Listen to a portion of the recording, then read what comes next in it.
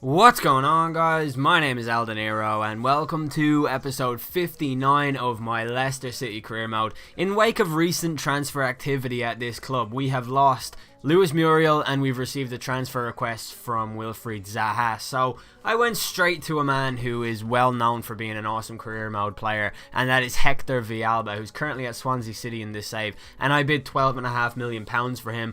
Following that, we got a transfer offer for Zaha, one from Liverpool and one from Aston Villa, to both of which I said give me £8.5 million and then we can discuss terms and do whatever. We also find that Muriel has actually gone to Hertha Berlin and it's now official, so that was some bad business by me.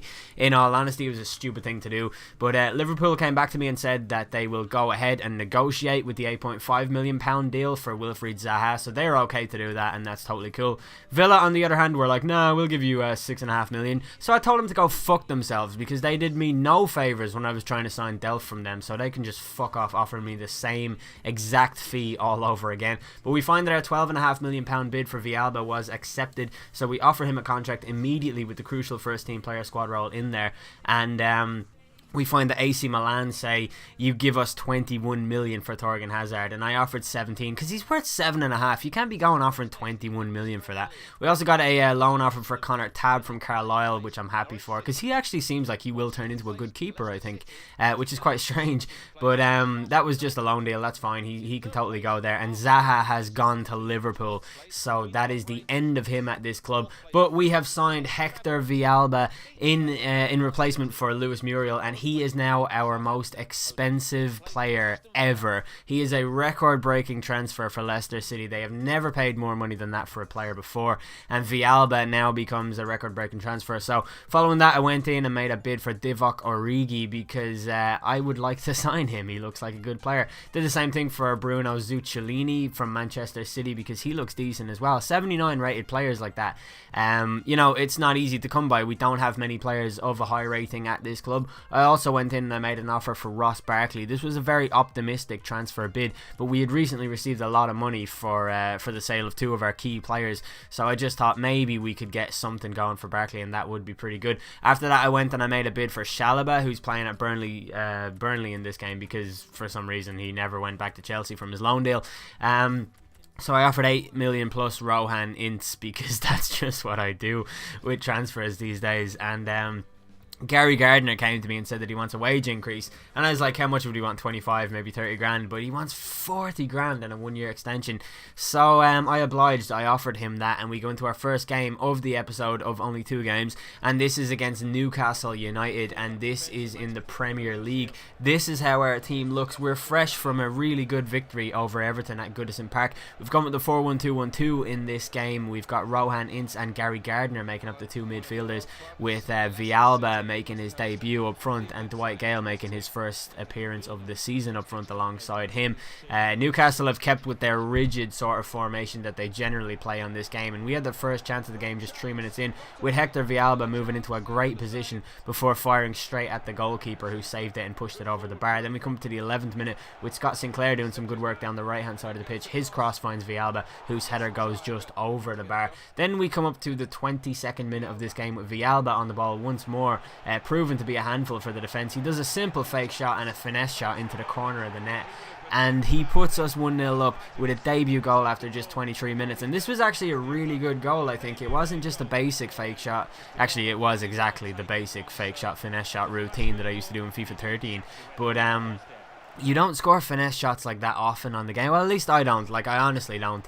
But we come to the half-hour mark with Julian Brandt coming down the left-hand side. His cross finds Villalba, who almost makes it 2 and doubles his tally for the afternoon. But then it was Newcastle's chance to strike in the 37th minute with Sissoko's header rattling the frame of the goal and the rebound header doing the exact same thing before eventually being cleared by Koyate. And then we come up to the 39th minute of the game with Dwight Gale on the ball, making waves down the right-hand side of the pitch as he takes on Hidara at left-back. And he does well well to hold the ball, shield it, take it into his stride and pass it to Villalba, whose shot is saved by the keeper and then cleared by the defence. Not very well, but eventually they got it done. Then we come up to stoppage time at the end of the first half, with Corker intercepting Newcastle's free kick and leading us into a counter-attack as Villalba charges forward. Hidara intercepts, but Villalba is having none of it, and he bombs straight past him on the offensive and goes for a fantastic shot towards the far post, but the keeper was off his line enough to be able to punch that one clear. And then we come into the second half of the game with like kind of business as usual. Villalba just shot after shot after shot as he rattles the frame of the goal just before the hour mark. Then beyond the hour mark,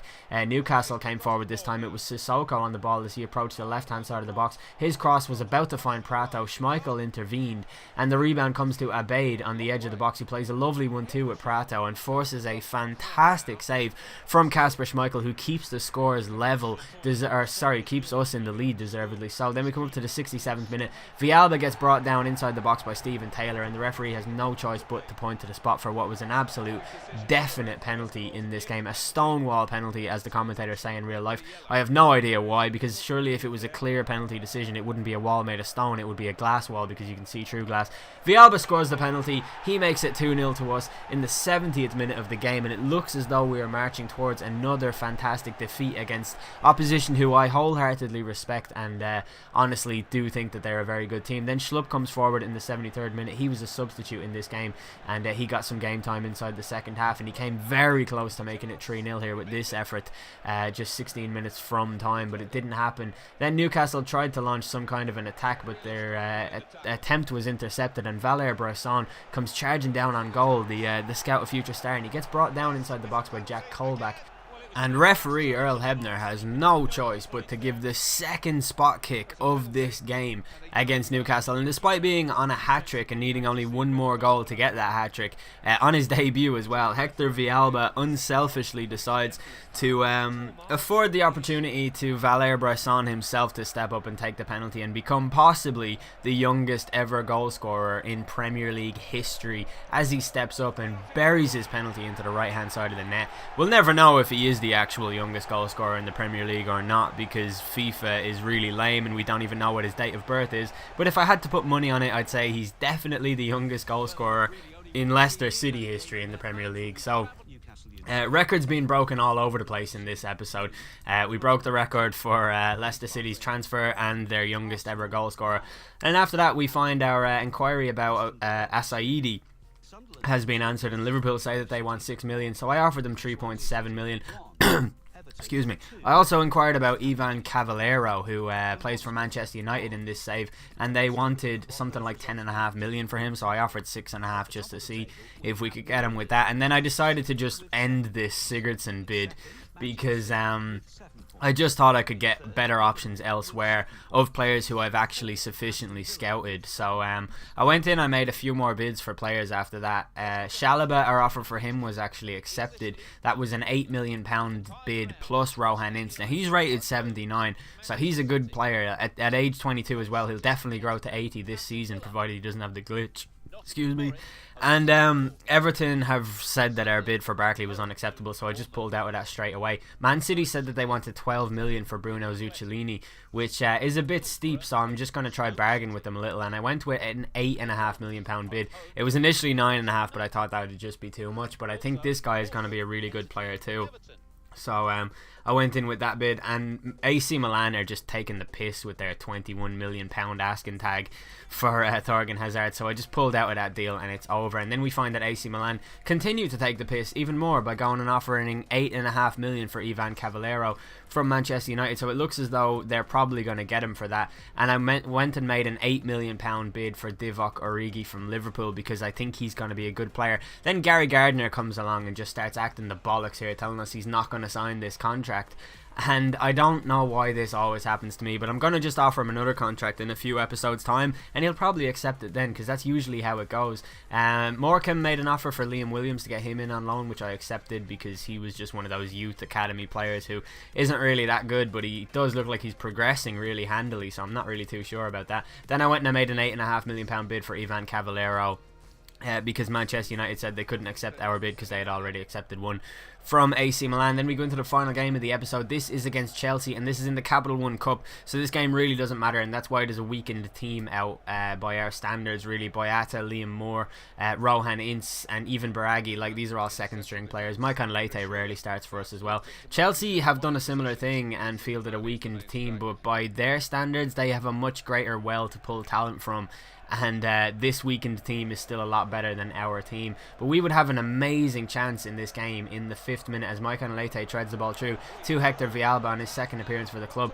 and I should have gone more to the right there. I don't know why I focused on going to the left, because he ended up taking a sort of a left-sided finesse shot with his right foot, and those never go in, and it was just poor by me. And Ramirez punished us for it 20 minutes later as he scored when he was found in oceans of space by Chelsea, and they ended up taking the lead completely unsurprisingly. This will be the earliest exit we've ever had from this tournament, but Chelsea are just so difficult to play against, and Villalba's shot in the 32nd minute was saved well by the goalkeeper. Then we came forward in the 47th minute, just inside the second half, with Villalba shooting from the edge of the area. His shot was saved. Maicon Leite's rebound hit off the post, but the referee saw an infringement and deemed it sufficient enough to warrant a penalty, and I agree, it definitely was a penalty.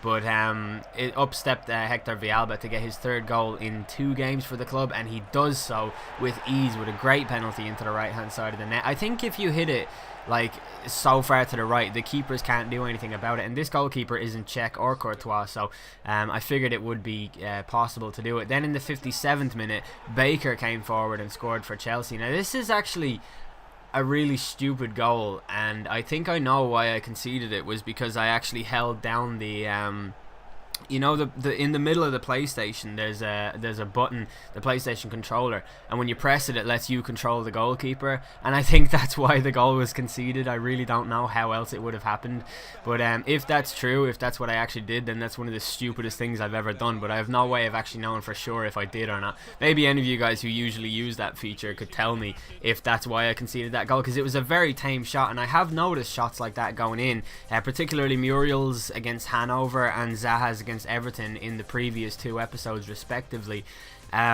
Those 2 shots were very strange. They did hit off the goalkeeper and go in that kind of a fashion, but I don't know if that's what it was or not, but that's how we ended up losing the game. Well, we had 56% pass accuracy, so we deserved to lose it anyways. But tomorrow's episode will commence with deadline day, so hopefully you guys are looking forward to that. Hopefully you guys enjoyed this episode. If you did, please do leave a like. That would be much appreciated. I've been El Dinero. Thanks for watching.